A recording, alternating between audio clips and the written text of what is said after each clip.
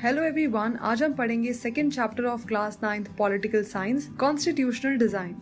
हमने last chapter में पढ़ा था कि जो डेमोक्रेटिकली इलेक्टेड लीडर्स होते हैं वो अपने मन से चीजें नहीं कर सकते। कुछ बेसिक रूल्स होते हैं जो गवर्नमेंट और सिटीजन्स को मानने पड़ते हैं। ये सब रूल्स मिलके बनाते हैं किसी भी देश का कॉन्स्टिट्यूशन। कॉन्स्टिट्यूशन किसी भी कंट्री का सुप्रीम लॉ है और ये तय करता है कि कंट्री में सिटीजन्स के राइट्स क्या होंगे, गवर्नमेंट के पावर्स क्या होंगे और गवर्नमेंट कैसे काम करेगी। तो इस चैप्टर में हम जानेंगे कि हमें कॉन्स्टिट्यूशन की क्यों जरूरत है, कॉन्स्टिट्यूशन कैसे बनता है और इसे कौन बनाता है, और अगर एक बार कॉन्स्टिट्यूशन बन गया तो क्या हम उसमें चेंजेस ला सकते हैं या नहीं। Democratic constitution in south Africa. ये है नेल्सन मंडेला। इनको और इनके साथ 7 और लीडर्स को 1964 में लाइफ इम्प्रिजनमेंट की सजा मिली क्योंकि इन्होंने ब्रिटिश गवर्नमेंट के अपार्थाइड सिस्टम के खिलाफ आवाज उठाई थी, जिसकी वजह से इनको 28 साल तक साउथ अफ्रीका के सबसे भयानक प्रिजन रॉबन आइलैंड में रहना पड़ा। अपार्थाइड एक तरह का डिस्क्रिमिनेटरी सिस्टम था जिसको कि व्हाइट यूरोपियंस ने साउथ अफ्रीकन पे इम्पोज किया था। 17th और 18th सेंचुरी में जब इंग्लैंड की ट्रेडिंग कंपनीज अलग अलग जगह एरिया ऑक्यूपाई कर रही थी, तभी वो साउथ अफ्रीका और इंडिया में आई। बट इंडिया से अलग साउथ अफ्रीका में बहुत सारे व्हाइट्स भी आके सेटल होने लगे और वहाँ के लोकल रूलर्स बन गए और वहाँ पे अपार्थाइड सिस्टम की शुरुआत हुई। इसमें लोगों को उनके स्किन के कलर के बेसिस पे बांटा जाता था। जो साउथ अफ्रीका के नेटिव लोग थे, यानी वहाँ की 3/4 पॉपुलेशन, उनको ब्लैक्स कहते थे। तो ब्लैक्स और व्हाइट्स के अलावा जो मिक्स्ड रेसेस के लोग थे उनको कलर्ड कहते थे। व्हाइट रूलर्स सारे नॉन व्हाइट्स के साथ बुरे तरीके से बिहेव करते थे। नॉन व्हाइट्स के पास कोई वोटिंग राइट्स भी नहीं थे। ब्लैक्स को व्हाइट्स के एरिया में रहने नहीं दिया जाता था और अगर ब्लैक को व्हाइट के एरिया में किसी काम के लिए जाना पड़ता था तो उसके लिए भी उनको परमिट चाहिए होता था। हर चीज़ें व्हाइट्स के लिए अलग और ब्लैक्स के लिए अलग थी और ऐसा ट्रीटमेंट के अगेंस्ट प्रोटेस्ट करना या एसोसिएशंस बनाना भी इलीगल था। 1950 से ब्लैक्स, कलर्ड और इंडियंस ने अपार्थाइड सिस्टम के खिलाफ आवाज उठाई और प्रोटेस्ट किया। अफ्रीकन नेशनल कांग्रेस वहाँ की नेशनल ऑर्गेनाइजेशन थी, उसने भी सेग्रीगेशन की पॉलिसी के खिलाफ आवाज उठाई थी। बहुत सी कंट्रीज ने डिनाउंस किया अपार्थाइड सिस्टम को और उसको अनजस्ट और अनफेयर बताया।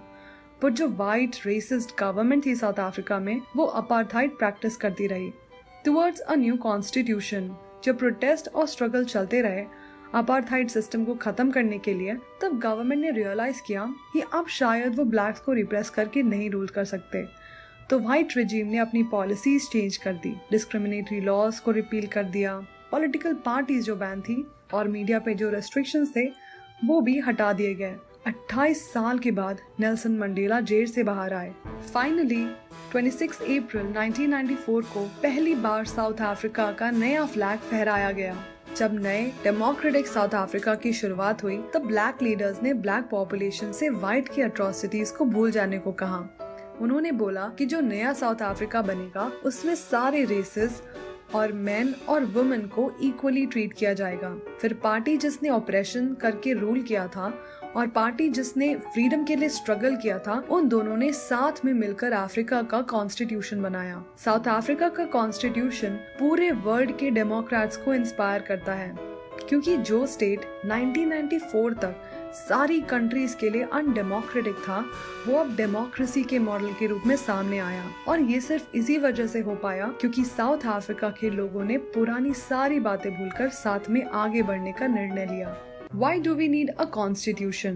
साउथ अफ्रीका का एग्जाम्पल बताता है कि हमें कॉन्स्टिट्यूशन की क्यों जरूरत है और कॉन्स्टिट्यूशन क्या करता है। साउथ अफ्रीका में ऑपरेसर्स और ऑपरेस्ड दोनों साथ में इक्वल्स की तरह रहने जा रहे थे। उनके लिए इजी नहीं था एक दूसरे को ट्रस्ट करना। उनके कुछ फियर्स थे। ब्लैक मेजॉरिटी चाहती थी कि डेमोक्रेसी में जो मेजॉरिटी की पावर होती है वो कॉम्प्रोमाइज ना हो और सोशल और इकोनॉमिक राइट्स मिले उनको। व्हाइट माइनॉरिटी अपने प्रिविलेज और प्रॉपर्टी को प्रोटेक्ट करना चाहती थी। लंबी नेगोशिएशंस के बाद दोनों कॉम्प्रोमाइज करने को रेडी हो गए। व्हाइट्स ने अग्री किया मेजॉरिटी रूल के प्रिंसिपल के लिए और इसके लिए कि हर पर्सन का एक वोट होगा। उन्होंने इस बात के लिए भी अग्री किया कि कुछ बेसिक राइट्स मिलने चाहिए पुअर को और वर्कर्स को। ब्लैक्स ने अग्री किया कि मेजॉरिटी रूल एब्सोल्यूट नहीं होगा, यानी माइनॉरिटी की भी बातें मानी जाएंगी, और ये कि मेजॉरिटी माइनॉरिटी की प्रॉपर्टी नहीं लेगी। ये कॉम्प्रोमाइज इजी नहीं था, पर ये कॉम्प्रोमाइज इम्प्लीमेंट कैसे होगा? और जिस ट्रस्ट के बेसिस पे कॉम्प्रोमाइज हुआ था, क्या गारंटी है कि फ्यूचर में कोई ट्रस्ट नहीं तोड़ेगा? ये ट्रस्ट तभी मेंटेन रहेगा जब हम कुछ रूल्स बनाएंगे जो सबको फॉलो करना जरूरी है। ये रूल्स बताएंगे कि फ्यूचर में रूलर्स को कैसे चूज करना है, इलेक्टेड गवर्नमेंट जो बनेगी वो क्या कर सकती है और क्या नहीं। ये रूल्स सिटीजन्स के राइट्स भी डिसाइड करते हैं। ये बेसिक रूल्स ही हमारा कॉन्स्टिट्यूशन बनाते हैं। So constitution is a set of rules that are accepted by all people living together in a country. Constitution बहुत सी चीजें करता है, जैसे number 1, it generates a degree of trust and coordination that is necessary for different kind of people to live together। यानी ये country में रहने वाले लोगों के बीच में भरोसा और तालमेल बनाता है। Number 2, it specifies how the government will be constituted who will have the power to take which decisions। यानी कि कॉन्स्टिट्यूशन बताता है कि कंट्री में गवर्नमेंट कैसे बनेगी और उस गवर्नमेंट को क्या करने के लिए अनुमति है। Number 3, it lays down limits in the powers of government and tells us what the rights of the citizens are। यानी कि कॉन्स्टिट्यूशन गवर्नमेंट की पावर की लिमिट डिसाइड करता है और ये भी बताता है कि सिटीजन्स के राइट्स क्या हैं। Number 4, it expresses the aspirations of the people about creating a good society. Constitution ये भी बताता है कि कंट्री की क्या आकांक्षा है और हम किस तरह की सोसाइटी चाहते हैं। Number 5, it is the supreme law that determines the relationship among people living in a territory and also the relationship between the people and the government। World में बहुत सी कंट्रीज का खुद का कॉन्स्टिट्यूशन है, बट जरूरी नहीं है कि जो कंट्रीज का कॉन्स्टिट्यूशन है वो सारी डेमोक्रेटिक होंगी। पर हाँ, ये जरूर है कि जो डेमोक्रेटिक कंट्रीज हैं उनका कॉन्स्टिट्यूशन जरूर होता है। जैसे वॉर ऑफ इंडिपेंडेंस के बाद यूएसए ने खुद को कॉन्स्टिट्यूशन दिया था और फ्रांस में फ्रेंच रेवोल्यूशन के बाद डेमोक्रेटिक कॉन्स्टिट्यूशन को अप्रूवल दी थी। Making of the Indian constitution. South Africa की ही तरह जब इंडिया का कॉन्स्टिट्यूशन बन रहा था तब हमारे यहाँ भी बहुत डिफिकल्ट सर्कमस्टांसेस थी। इंडिया जैसे ह्यूज और डाइवर्स कंट्री के लिए कॉन्स्टिट्यूशन बनाना बिल्कुल भी इजी नहीं था। उस समय इंडिया के लोग सब्जेक्ट से सिटीजन्स बन रहे थे। कंट्री बनी थी रिलीजियस पार्टीशन के बाद।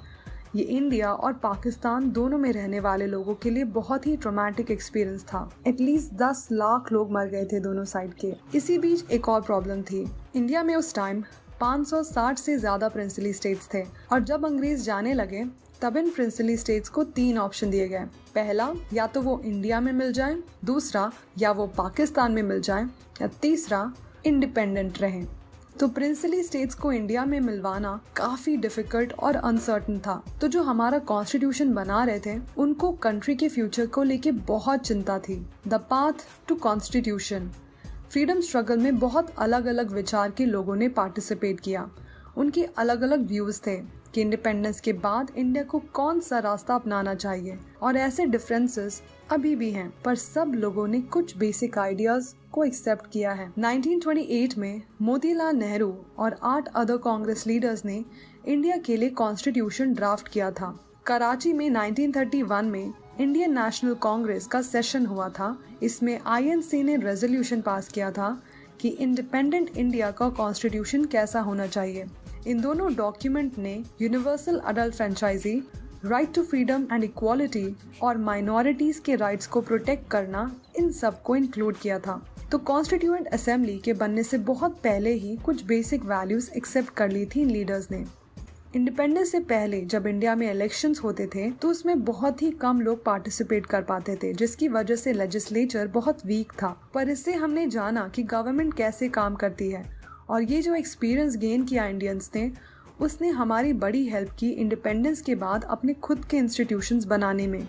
इसलिए गवर्नमेंट ऑफ इंडिया एक्ट 1935 से हमने बहुत से प्रोविजंस लिए हैं अपने कॉन्स्टिट्यूशन में। इतना ही नहीं, हमने अलग अलग कंट्रीज से सीखा है, जैसे फ्रेंच रेवोल्यूशन के आइडियाज, ब्रिटेन से पार्लियामेंट्री डेमोक्रेसी, यूएस से बिल ऑफ राइट्स और रशिया का socialist revolution.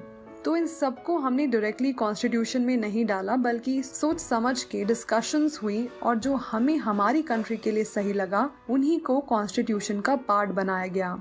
The constituent assembly. Constitution बनाया था इलेक्टेड रिप्रेजेंटेटिव्स की असेंबली ने। जिसको कॉन्स्टिट्यूएंट असेंबली कहते हैं। कॉन्स्टिट्यूएंट असेंबली के लिए इलेक्शंस जून 1946 को हुए थे और उसकी पहली मीटिंग दिसंबर 1946 को हुई। फिर कंट्री डिवाइड हो गई इंडिया और पाकिस्तान में, और कॉन्स्टिट्यूएंट असेंबली भी 2 पार्ट्स में डिवाइड हो गई। कॉन्स्टिट्यूएंट असेंबली जिसने इंडिया का कॉन्स्टिट्यूशन लिखा, उसमें 299 मेंबर्स थे। असेंबली ने कॉन्स्टिट्यूशन को अडॉप्ट किया 26 नवंबर 1949 को और ये इफेक्ट में आया 26 जनवरी 1950 को, और इस दिन रिपब्लिक डे मनाया जाता है। पर आपको नहीं लगता कि ये जो कॉन्स्टिट्यूशन बना है वो भी 70 साल पहले, क्या हमें उसे अब मानना भी चाहिए? बिल्कुल। और ऐसा क्यों है? Let's see. Number 1, the constitution does not reflect the views of its members alone, it expresses a broad consensus of its time. क्योंकि कॉन्स्टिट्यूशन में जो व्यूज हैं वो सिर्फ इस असेंबली के नहीं बल्कि उस समय इसी बात से सब सहमत थे। बहुत सी कंट्रीज को कॉन्स्टिट्यूशन दोबारा बनाना पड़ता है क्योंकि कंट्री के कुछ ग्रुप्स सहमत नहीं होते, या फिर कुछ कंट्रीज में कॉन्स्टिट्यूशन सिर्फ पेपर बन के रह जाता है और उसकी कोई वैल्यू नहीं होती। पर हमारे यहाँ ऐसा नहीं है। इनफैक्ट इतने सालों के बाद भी हमारा कॉन्स्टिट्यूशन पे विश्वास अभी भी बना हुआ है। Number 2, constituent assembly represented the people of India. पर आप बोलोगे कि जब सिर्फ कुछ लोगों ने ही वोट दिया, बहुत सारे लोग चूज ही नहीं कर पाए अपने रिप्रेजेंटेटिव्स, तो कैसे ये कॉन्स्टिट्यूशन सबको रिप्रेजेंट कर रहा है? ऐसा इसलिए है क्योंकि जो प्रोविंशियल लेजिस्लेचर से इलेक्ट होके ये कॉन्स्टिट्यूएंट असेंबली में गए थे, ये प्रोविंशियल असेंबलीज पूरे भारत में फैली हुई थी। मतलब इंडिया के हर कोने से लोगों ने इस असेंबली में पार्टिसिपेट किया था। असेंबली में ज्यादातर मेंबर्स कांग्रेस पार्टी के थे, पर उस समय कांग्रेस में सारी विचारधाराओं के लोग थे और असेंबली में अलग अलग लैंग्वेज, कास्ट, क्लास, रिलीजन और ऑक्यूपेशन के लोग थे। तो अगर यूनिवर्सल अडल्ट फ्रेंचाइजी के बेसिस पे इलेक्शन होता भी, तब भी ऐसा ही कुछ कॉम्पोजिशन होता नेशनल असेंबली का। Number 3, the constituent assembly worked in a systematic, open and consensual manner which gives sanctity to the constitution. Constituent Assembly का काम बहुत ही ऑर्गेनाइज्ड वे में था। सबसे पहले हमने कुछ बेसिक प्रिंसिपल्स डिसाइड किए और उस पर सहमति हुई। फिर एक ड्राफ्टिंग कमेटी बनाई गई जिसके चेयरमैन थे BR अम्बेडकर। उसमें ड्राफ्ट कॉन्स्टिट्यूशन बनाया गया। बहुत सारे राउंड्स ऑफ डिस्कशंस हुए उस ड्राफ्ट कॉन्स्टिट्यूशन के। 2000 से भी ज्यादा अमेंडमेंट्स को कंसिडर किया गया। मेंबर्स ने 114 डेज तक डेलिब्रेशंस की, जो कि 3 साल तक चली। जो भी डॉक्यूमेंट प्रेजेंट किया गया था और जो भी शब्द बोले गए थे कॉन्स्टिट्यूएंट असेंबली में, उन सबको रिकॉर्ड और प्रिजर्व करके रखा गया है, जिनको कॉन्स्टिट्यूएंट असेंबली डिबेट्स कहते हैं। ये डिबेट से हमें पता चलता है कि जो प्रोविजंस हैं कॉन्स्टिट्यूशन में, उनका क्या मतलब है। Guiding values of the Indian constitution. Constitution की फिलॉसफी समझने के लिए हमें 2 चीजें जानना जरूरी है। पहले उन लोगों के व्यूज को समझना जिन्होंने कॉन्स्टिट्यूशन बनाया था, और ये भी जानना जरूरी है कि कॉन्स्टिट्यूशन में खुद क्या लिखा है उसकी फिलॉसफी के बारे में, जो कि प्रियम्बल में है। तो चलो इन दोनों के बारे में एक एक करके पढ़ते हैं। गांधी जी भले ही कॉन्स्टिट्यूएंट असेंबली के पार्ट नहीं थे, पर बहुत से लोग जो कॉन्स्टिट्यूएंट असेंबली में थे वो उनके व्यूज को फॉलो करते थे। गांधी जी ने अपनी मैगजीन यंग इंडिया में बहुत साल पहले 1931 में लिखा था कि उनको कैसा कॉन्स्टिट्यूशन चाहिए। गांधी जी की तरह अम्बेडकर जी भी इनइक्वालिटी को खत्म करना चाहते थे, पर उन दोनों के अलग अलग व्यूज थे कि कैसे इनइक्वालिटी को हटाया जाए। इनफैक्ट अम्बेडकर जी ने बहुत सारे मौके पर गांधी जी को बहुत क्रिटिसाइज किया है। Philosophy of the Indian constitution. Preamble constitution के सारे आर्टिकल्स को गाइड करती है। ये अमेरिकन मॉडल की इंस्पिरेशन से बना है। चलो प्रियम्बल पढ़ते हैं और जो भी इम्पोर्टेंट वर्ड्स हैं उनको समझते हैं। We the people of India. We the people of India का ये मतलब है कि जो कॉन्स्टिट्यूशन है हमारा, वो हम सब ने अपने रिप्रेजेंटेटिव्स के थ्रू बनवाया है। ये हमें कोई किंग या फॉरेन पावर्स ने नहीं दिया। Having solemnly resolved to constitute India into a sovereign. Sovereign मतलब होता है कि इंडिया अपने डिसीजंस खुद से ले सकती है, बोथ इंटरनल डिसीजन और एक्सटर्नल डिसीजन।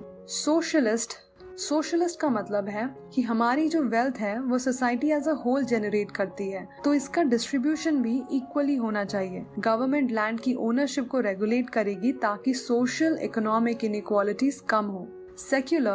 सेक्युलर का मतलब है सिटीजन्स को फ्रीडम है कोई भी रिलीजन फॉलो करने की। गवर्नमेंट का कोई स्टेट रिलीजन नहीं है और उनके लिए सारे रिलीजन एक समान है। डेमोक्रेटिक मतलब लोगों के इक्वल पॉलिटिकल राइट्स हैं, वो अपने रूलर्स चुन सकते हैं और गवर्नमेंट को बेसिक रूल्स मानने पड़ेंगे।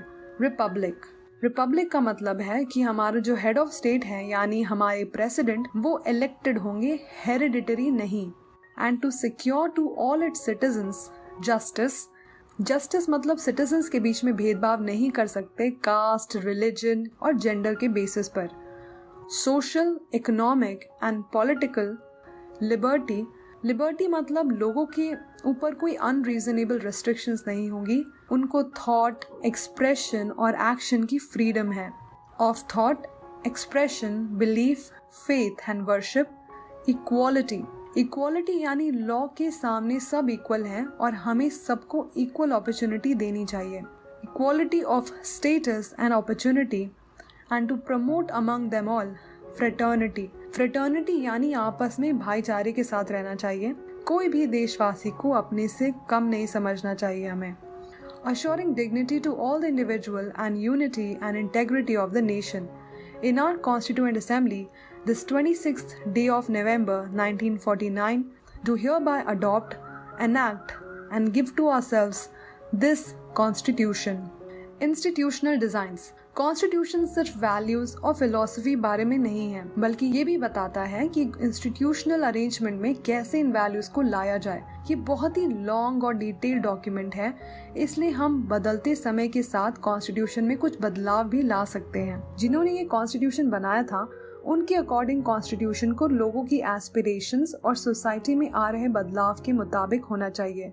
उन्होंने कॉन्स्टिट्यूशन को एक सेक्रेड, स्टैटिक और अनऑल्टरेबल लॉ जैसा नहीं देखा, तो उन्होंने कुछ प्रोविजंस भी बनाए हैं कि किस तरह हम कॉन्स्टिट्यूशन में कुछ चेंजेस ला सकते हैं। इनको हम कॉन्स्टिट्यूशनल अमेंडमेंट कहते हैं। So it's the end of the video. Thank you so much for watching. Have a great day. Bye.